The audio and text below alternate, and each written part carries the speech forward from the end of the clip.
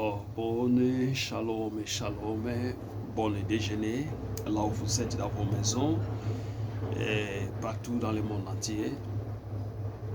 Et je bénis d'avance ceux qui vont suivre cette vidéo.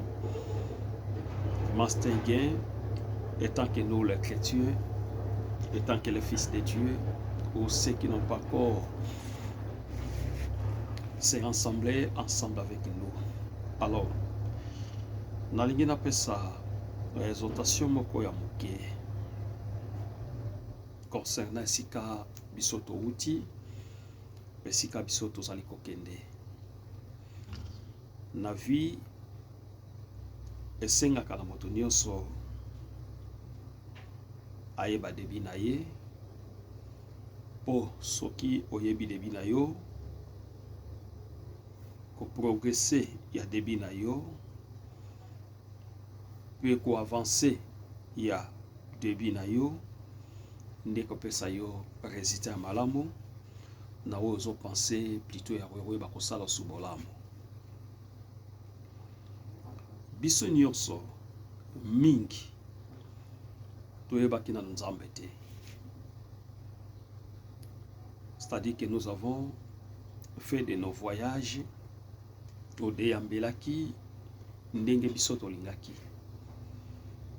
mais c'est par la grâce de Dieu, c'est par l'amour de Dieu que Nzamba asali biso grâce. Grâce wana eutaki quelque part te, mais c'est par le sacrifice de la croix. Au Christ Jésus acceptaki atika bonzambe aya na sena moyoyo abotama na nzela na Marie par la promesse de manière que lobi pe azala pe na baninga lokola bato,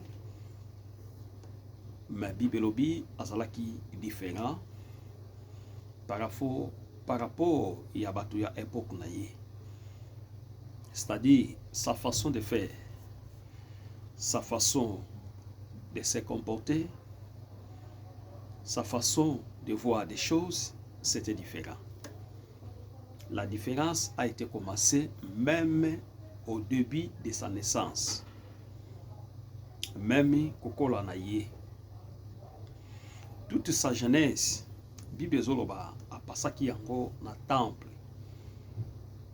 Ndenge salaka mama papa baza komema yo mwana na kati l'église.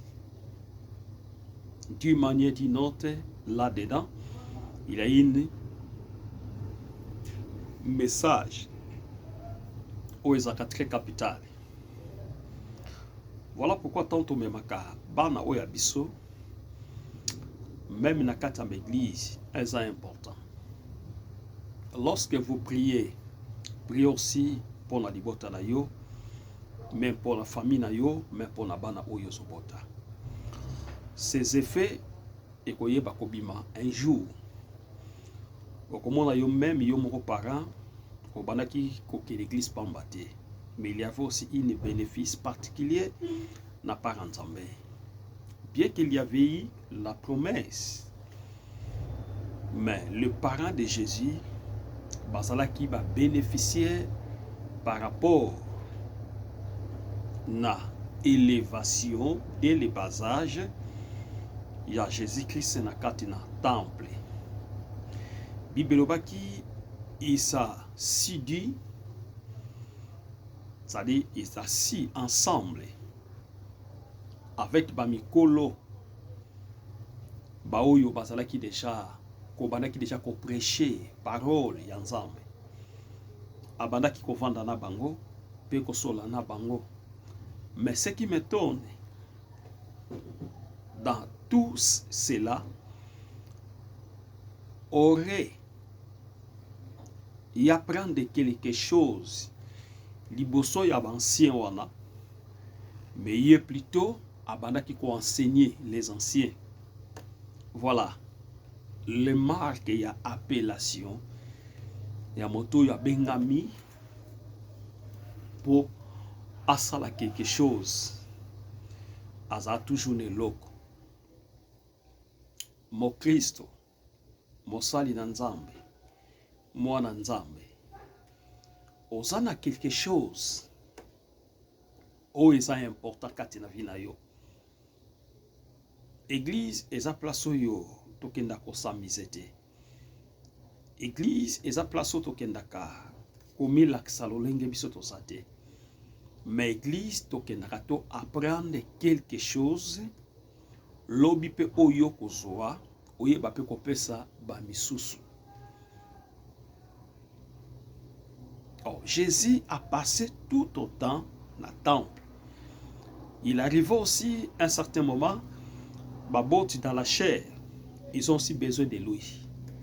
Mettons bakotuna bande konaye, c'est-à-dire ba oyo après Jésus, ba babotamaki ou peut-être avant ou nasimanaye. Baboti ton bakotuna wapi Jésus abalaki komona na te, mais soki bake na temple bakuti avec les anciens, il lui parlait. Il lui parlait de la part de Dieu. Bien-aimé, l'évangile, c'est quelque chose très important pour la vie nabiso. Même pour ma boto tozo sala lelo. Nalingi na yebisa bato moko oyo babongami, oyo balingaka Nzambe, oyo bazo servir Nzambe na ba dignité na bango nyonso, na malamu na bango nyonso, oyo baza pe ko se considérer Nzambe. Chaque fois que si vous voulez aller dans l'église, ne laissez personne dans votre maison. Même si mon paya aïe, mais maille une église. Mais maille une église côté qui n'a côté. Atazali na secte mususu. Atazali na doctrine mususu. Côté qui n'a katina ndako na yote. Parce que oyebite oyaza katina ye. Bible zoloba, le diable est hérissé. Le diable peut se manipuler n'importe comment, n'importe où. Parce que c'est un esprit oyo en s'incarnaka. Katina moto abandi kosala katina moto. Mais habitude na ye, ça peut se voir à l'œil nu. Mais ce qui est dans le nu et ce qui est caché,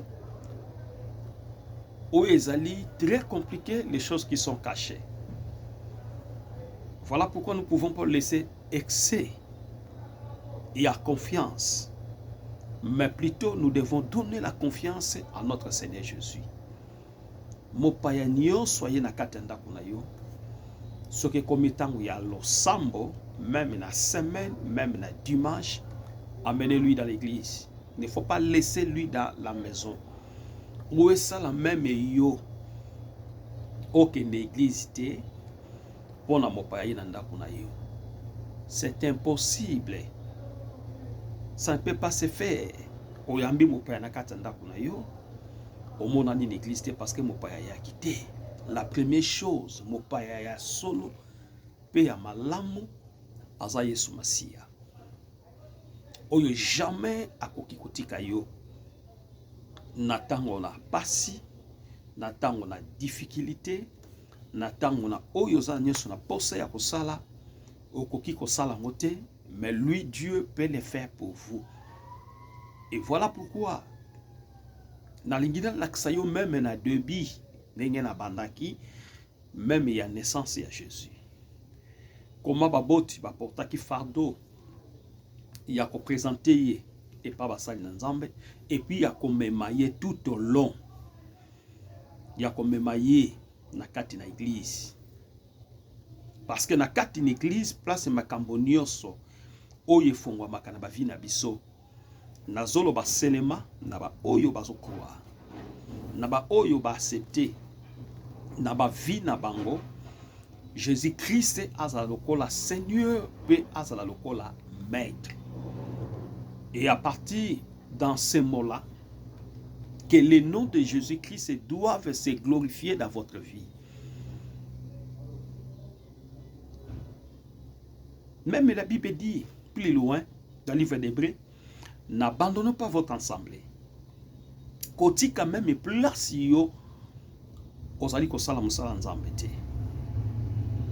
Et mutu moko te akoki ko empêcher yo ya ko servir nzambe. Soit ikop moko, soit eloko moko quelconque na vie. So moni eloko ezali ko kabola yo na nzambe. Eloko anatika. Atelo koneze futa yo bien. Nazo songela eloko yo kanga très bien. Na vie eloko nyonso eza ko pekisa yo pour servir nzambe. Tika yango. Ateza ya ba million tika yango. Bien aimé. Tango tobotamaki na ba million te. Tango tobotamaki toyaki na bomengo te. Bomengo toye kokuta yango, bomengo toye peut-être ko simba yango par rapport na koyeba kosala. Ce qui porte kangami awa avec une bonne raison, onzamba monique osali yango pona faveur na ye, pona faveur na yote, et Dieu est capable ya koyeba kopesa yo lisusu oyo ekoki ozala mutu ya koleka oyo ozwaki wana.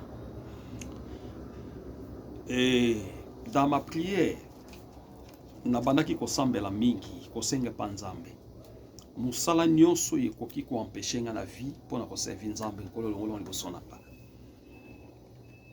Kolo longolango liboso na nga.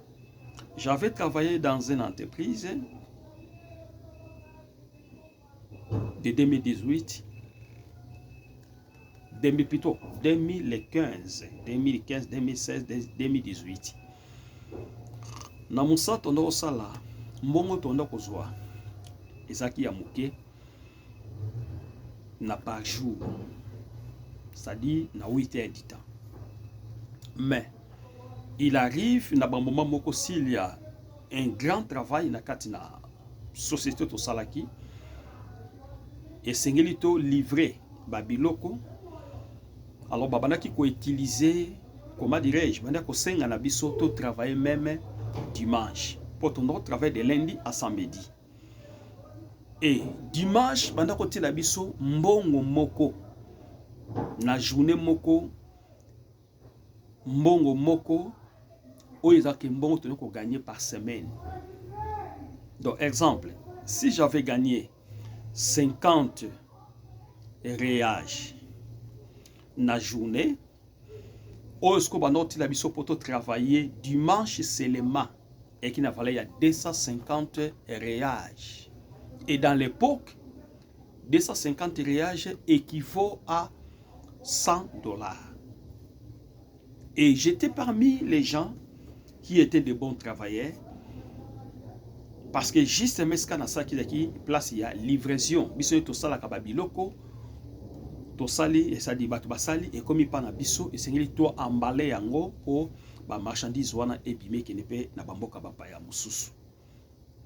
Mais j'avais aussi donc chef nangai première fois dans circonstance wana ekutani nanga chef aye alobi ke ba chef baza likolo baza na posa marchandise esengeli ebima dimanche les après-midi parce que fait qu'il est dans tel pays. Alors bâtir valeur il y a 250 réage à chacun. Donc tout ça là 10 heures du temps. Donc côté 6 heures tout ça plus ou moins 15 heures. Mais par jour tu vois qu'il faut gagner 50 réage.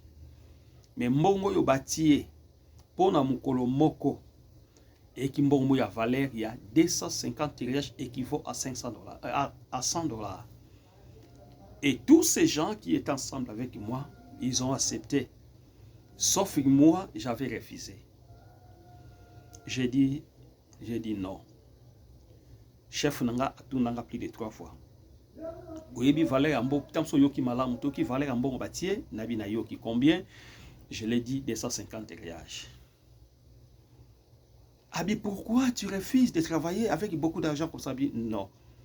Moi, c'est le dimanche est réservé pour Dieu. Que ce soit le montant exorbitant, mais moi, le dimanche, c'est pour servir Dieu. Et au bâton, nazaki na bango, nous travaillons na bango mindele, bamona kinga, bana kompala kwa mutu nanga, et c'est ça la malamute. Babito zoaka boye par jour. Mais au bâtier, na jour moko, valait ya 250, réage yo boy, ngabi na boy te, mais mon dimanche est réservé pour nous servir Nzambe. C'est mon devise. Alors, et comme qui le a habitude, ça s'est répété. Ça s'est répété. Mais tu n'as l'ongwa à société où on a travaillé. Je pense que si j'ai encore une mémoire, c'est 2 ans et 4 mois. Aucun jour, j'avais sacrifié le dimanche pour avoir l'argent. Bien-aimé, Nzambe toza ko servir aza au-delà ya nyonso. Et si vous connaissez les dons, la grâce, onzamba takati na yo, okosala makambo minene. Si Dieu peut te bénir une seule jour, mais tu peux travailler 65 jours dans votre vie, vous n'êtes pas béni, mais un jour, Nzamba pambolo pas bénir yo. Pour te faire montrer que servir Nzambe, c'est un engagement. Que servir Nzambe, c'est un engagement. Oeze uta nakati na motema na biso. Oeze uta nakati na biso. Il y a que servir Nzambe tout ça là. Parce qu'il a tout. En lui, il a tout. Voilà pourquoi que conseil nanga naza ko apporter plus. Naba oyo bazalaka dimanche. Nde mukolo ya sokolaka bilamba. Ata kosaka de lundi à samedi. Bien aimé, vous avez beaucoup de temps. Même le lundi, tu viens. Après votre travail, au vendredi mois mouké, au meki qu'on s'est reposé, aux yeux bilamba, au sokoli. Ce n'est pas que bilamba yo ko sokolaka ka dimanche pour empêcher yo okutana na Nzambe, osololana Nzambe. Dimanche est ça important pour na biso ba Kristo. Na bato yo toyebi Nzambe est ça important. Tant Bible zoloba là où des trois unis à mon nom, je suis au milieu d'eux. Yo nanga soki to sangani na moto mususa bakisami tokomi lokola 3 personnes. Déjà nous conjuguons la pluralité et l'Esprit de Dieu sera ensemble avec nous. Yope oyo oyamba kaka bapaya mokolo ya dimanche po ete ba empêcher yo o servir Nzambe te eza malamu te. Soki mopaya ye, c'est très bien. Zwa mopaya mema une église. Kotika ye na ndako te ou soit boyete bino mibale ou soit otike na ndako yo ye na église eza malamu te. C'est toi la propriétaire de la maison. Comment kotika mopaya na kata ndako yo ke sambela yo tike na kata ndako? Non. Ou soit yebisa ye nga na ke église soki na ye peut-être yo koya tobimaka telle heure na telle heure wana yo yaka soki alingi avancer peut-être ces arguments on se disconvient pas, mais oyo mutu ya dimanche jour ya ko servir Nzambe eza jour moko te ya ba raison oyo biso tokoki kolobela pe tokoki ko avancer na vie mutu kolukaka mi raison te. Mais na vie motolingaka mingi oyekola oyoka. Parce que soko oyekoli koyoka okoyeba kosala malamu koleka. Mais soko oyekoli ko avancer les arguments et parlons que oyebokene mosikate Voilà ma petite conseil que j'avais auprès de vous. Yakoye bisabiso, même travail, Christ a fait dès les bas âges, comme on dit souvent, na bomwana na ye, et puis na kokusana na ye, babandaki komema ye na temple, wapesika bandaki koyoka, wapesika ye pe alakisaki, oyo eza kati na ye, ba oyo bazaki ba mikolo na ye étant que les anciens. Bien aimé, et chacun de nous a quelque chose de la part de Dieu. Il suffit ya koyeba ko s'engager. Il suffit ya koyeba ko servir maître. Et par là que au moins nyonso ya vie na yo, peut-être nyonso yo pozo luka, okozongo na nzela ya parole nzambe. Nous sommes obligés par la grâce de Dieu de servir notre Dieu dans tous nos cœurs. Parce qu'il est notre maître, comme je le dis souvent dans mes prédications, il est notre maître. Wap unique personne au bisoto keneko se présenter liboso na ye. Un seul juge, un seul maître, un seul libérateur. C'est le Seigneur Jésus-Christ. C'est grâce à lui. Oh, il y a une opportunité belé. Oh, peut-être la vie dans nos soirées. Voilà pourquoi ne négligez pas mokoloya dimanche. Ko négliger à côté. Ko lukelo ko mokote ya ko bakisa pour empêcher yo. Mutu na mutazana mokolo na moko. Onzamba bongisa akutana bilaka nzambe. Ta mususu mu dimanche moko boyo lingaki o se présenter. Okutana na onzamba bongisa kati na yo. Et parlant échanger histoire. Ya vie na yo. Échanger histoire. Ya oyo le latin moulaï. Ezaki une scène dimanche. Okutana nzambe. Mais le diable le quoi a très risé à faire décourager yo. Le diable le a très risé à lequel yo musala moko. Oye koki ko empêcher yo. Pour yo mona oyo nzamba bongisa pona yo te. Tala tomiye bakate. Mais le diable a yebi biso. Ba associé ba mona ko biso tout ça. Voilà pourquoi Zalaka a beaucoup combattu, parce que tu as quelque chose de la part de Dieu. Dans la vie, si vous n'êtes pas combattu, vous allez de l'autre côté. Pour le diable, combattre vous allez de l'autre. Le diable a bousculé vous allez de l'autre. Parce qu'il y a bio. Yo mi yebite. Mais mukolo ko miyeba. Mukolo nzamba ko salongolu. Afongoli yo misu. Okoyeba ke de quoi tu es. Nabandeli okoyeba ke de quoi tu es. Et parlant, mukolo yo koyeba, peut-être, et kozala un avancement total pour la vie na yo. Et kozala peut-être, c'est déjà trop tard. Mais ce que Dieu a prévu pour toi, et ces choses vont se révéler dans votre vie, et ces choses vont se manifester dans votre vie.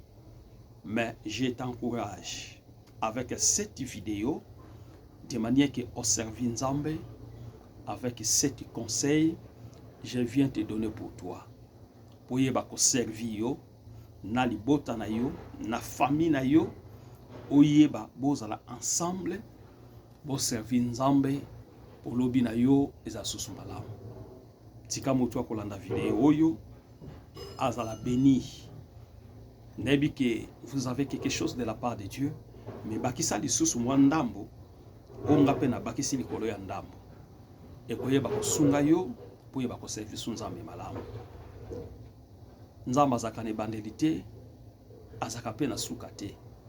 Ma biso batamuki tozaka na ebandeli, pe tozalaka na suka. Mais esprit o azakati na biso, akozalaka na suka te, parce que Dieu est esprit, et nous, nous opportons sur l'esprit de Dieu. Voilà pourquoi tu peux être mère. Nanzoto, memoli monayo, akoyeba ko vivre les sous. Merci. Baonyo sobolandinga d'avance. Nzambe tata apambola bino. Bo avancer, bo kende liboso. Na musa bo sala Nzambe na kombola Yesu. Amen.